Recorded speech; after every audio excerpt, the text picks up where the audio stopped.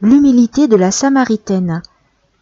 Je veux voir Dieu, Marie-Eugène de l'Enfant Jésus, Contemplation et vie mystique, l'humilité, page 460. Quelques jours après, Jésus quitte Jérusalem. Pour revenir en Galilée, il emprunte le chemin direct de la Samarie.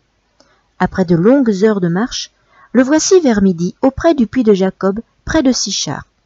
Cf. Jean 19,39. Jean 4,1,39. Tandis que les disciples sont partis à la ville voisine pour chercher des provisions, une femme de Samarie s'approche pour puiser de l'eau. Jésus lui demande à boire. La Samaritaine s'étonne. Elle a deviné en cet étranger un juif. Comment ose-t-il donc, lui, juif, demander un tel service à une Samaritaine? Lui, homme, aborder ainsi une femme?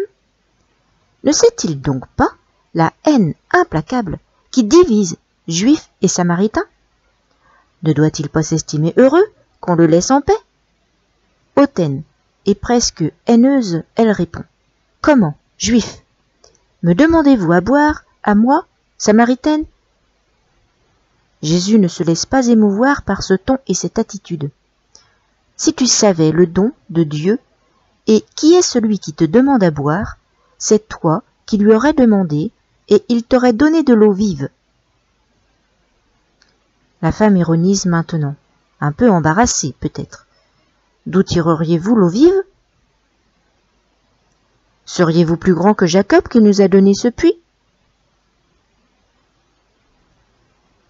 Jésus insiste et précise. Celui qui boit de cette eau aura encore soif, mais celui qui boira l'eau que je lui donnerai n'aura plus jamais soif.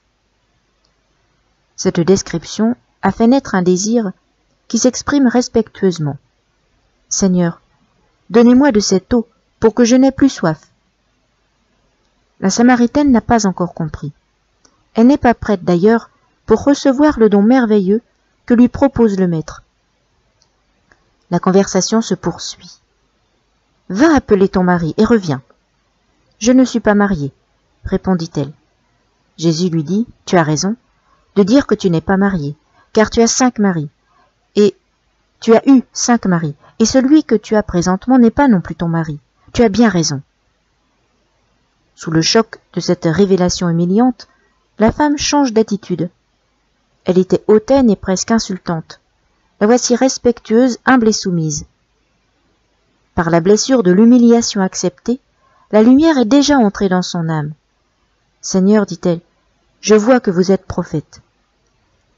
Cette blessure béante s'ouvre pour recevoir la lumière. Et Jésus va la donner abondamment. C'est des Juifs et non de Samarie que vient le salut, dit-il. Mais que cette femme se console. L'heure vient et nous y sommes, où les vrais adorateurs adoreront le Père en esprit et en vérité. C'est l'annonce de l'Église. La Samaritaine, vraiment insatiable, reprend. Je sais que le Messie doit venir, celui qu'on appelle le Christ. À sa venue, il nous instruira de tout. Jésus lui dit, c'est moi-même, moi qui te parle. En sa joie qui lui fait oublier la cruche près du puits, cette femme s'empresse auprès de ses compatriotes pour leur annoncer la bonne nouvelle.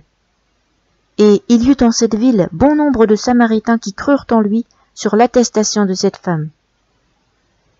Les flots d'eau vive qui étaient descendus en son âme par la blessure profonde de l'humiliation y étaient devenus aussitôt, selon la parole du Maître, une source d'eau jaillissante sur la vie jusqu'à la vie éternelle.